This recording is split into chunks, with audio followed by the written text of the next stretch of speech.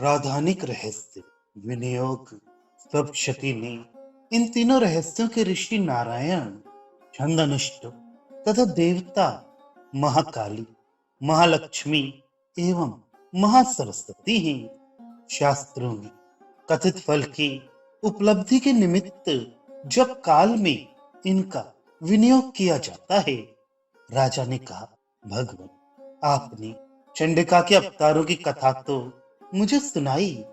हे ब्रह्मा, अब उनके अवतारों की प्रधान प्रकृति का विवेचन कीजिए। हे विप्रवर, मैं आपके चरणों में नतमस्तक हुआ हूँ। मुझे देवी के किस स्वरूप की किस विधि से उपासना करनी चाहिए, यह सब आप यथार्थ रूप से बतलाने की कृपा करें। ऋषि ने कहा, राजन, यह रहस्य अत्यंत गोप्य है। इस रहस्य का वर्णन किसी से नहीं करना चाहिए, किंतु मेरे भक्त हो, इसलिए भक्तों के लिए मेरे पास अगोपनीय कुछ भी नहीं है। त्रिगुणमय परमेश्वरी महालक्ष्मी देवी ही सबका मूल कारण है। वे ही समस्त विश्व को दृश्य तथा अदृश्य रूप से व्याप्त करके स्थित है। हे राज, वे अपने चारे भुजाओं में बिजौरे का फल, गदा, ढाल, पान पात्र, मस्तक पर नाग, लिंग तथा योनि आदि वस्तुओं को धारण करती हैं।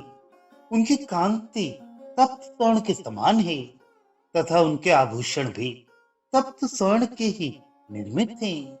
उन्होंने अपने तेज से इस शून्य जगत को परिपूर्ण कर रखा है। इस समस्त विश्व को शून्य देखकर केवल तमोगुण रूप उपाधि के द्वारा परमेश्वरी महालक्ष्मी ने एक अन्य श्रेष्ठ रूप धारण कर रखा है। उस रूप का प्रादुर्भाव एक नारी के रूप में हुआ, जिसके शरीर की आभा निखरे हुए कज्जल की तरह काले रंग की थी। उसका श्रेष्ठ मुख दाढ़ों से शोभायमान हो रहा था। नेत्र बहुत ही विशाल और कटे छिन्न थी। उसकी चार भुजाओं में ढाल, तलवार, प्याला और खंडित मुंड सुशोभित था। उनके वक्ष स्थल पर धड़, कबंध की तथा मस्तक पर मुंडों की मालाएं पड़ी हुई थी। इस रूप में उत्पन्न नारी श्रेष्ठ तामसी देवी ने महालक्ष्मी देवी से कहा, माता जी, आपको मेरा प्रणाम है। मुझे आप मेरा नाम और कार्य बताइए। नारियों में श्रेष्ठ उस तामसी देवी से महालक्ष्मी ने कहा, मैं तुम्हारा नामकरण करती हूँ और तुम्हारे कार्यों को भी बतलाती हूँ। महामाया, महाकाली, महामारी, क्षुधा, तृषा, एक बीरा, काल रात्रि तथा दुरत्या, यही तुम्हारे नाम हैं। तुम्हारे ये नाम कर्मों के द्वारा ही लोकों में अभिहित होंगे। इन नामों के द्वारा जो कोई तुम्हारे कर्मों को जानकर तुम्हारा पाठ करता है, वह सुखी होता है। हे राजन, महाकाली से महालक्ष्मी ने ऐसा कहकर अत्यंत शुद्ध सत्वगुण संपन्न होकर अन्य रूप धारण किया, जो चंद्र के समान गौरवर्ण का था। उस श्रेष्ठ नारी के हाथ में अक्षमाला, अंकुश, वीणा तथा पुस्तक थी। महालक्ष्मी ने उसका भी नामकरण किया। महाविद्या, महावाणी, भारती, वाक, सरस्वती, आर्या, ब्राह्मी, कामधेनु, वेद गर्वा और धीश्वरी अर्थात बुद्धि की अधिष्ठात्री, इस प्रकार से तुम्हारे नाम होंगे। इसके पश्चात महाकाली तथा महासरस्वती से महालक्ष्मी ने कहा, देवी, तुम दोनों अपने अपने गुणों के अनुरूप स्त्री पुरुष के युग्म पैदा करो। महालक्ष्मी ने जब उन दोनों से ऐसा कहकर स्वयं ही स्त्री पुरुष का एक जोड़ा उत्पन्न किया। वे दोनों ही निर्मल ज्ञान से संपन्न, सुंदर तथा कमलासन पर विराज रहे थे। उस युग में एक स्त्री और एक पुरुष था। तदनंतर महालक्ष्मी माता ने पुरुष को ब्राह्मण, विधे, विरंची तथा धाता इस नाम से संबोधित किया और स्त्री को श्री, पद्मा, कमला, लक्ष्मी इत्यादि नामों से विभूषित किया। इसके पश्चात महाकाली तथा महासरस्वती ने भी एक एक जोड़ा उत्पन्न किया। इन जोड़ों के रूप तथा नाम का कथन मैं तुमसे करता हूँ। महाकाली ने नील चिन्ह युक्त कंठ, लाल बाहु, श्वेत शरीर और मस्तक पर चंद्रमौली धारण करने वाले पुरुष तथा गौरवर्ण की स्त्री को उत्पन्न किया।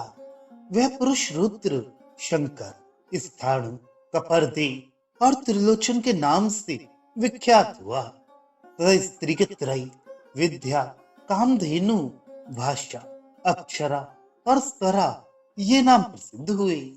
हे राजन, गौरवर्ण की स्त्री और श्याम वर्ण के पुरुष को महासरस्वती ने प्रकट किया। उन दोनों के नाम भी तुम्हें मैं बतला देता हूँ। उनमें श्याम वर्ण पुरुष के नाम विष्णु, कृष्ण, ऋषिकेश, वासुदेव और जनार्दन हुए तथा गौरांगी स्त्री उमा, गौरी, सती, चंडी, सुंदरी, सुभगा और शिवा इन नामों से विख्यात हुई। इस प्रकार तीनों युवतियां ही तत्क्षण पुरुष रूप में परिवर्तित हो गईं। इसके रहस्य को ज्ञान चक्षु वाले ही जान सकते हैं, किंतु अज्ञानी लोग इसे नहीं समझ सकते। हे राजन, महालक्ष्मी ने त्रय विद्या रूप सरस्वती को ब्रह्मा के लिए पत्नी रूप में अर्पित कर दिया।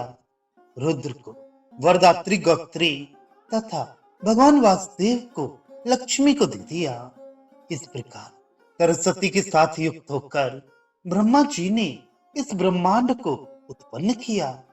परम शक्तिशाली भगवान रुद्र ने गौरी के साथ मिलित होकर उसका भेदन किया। राज, उस ब्रह्मांड में प्रधान अर्थात महतत्व आदि कार्य समूह पंच महाभूतों से युक्त संपूर्ण स्थावर जंगम रूप इस जगत की उत्पत्ति हुई।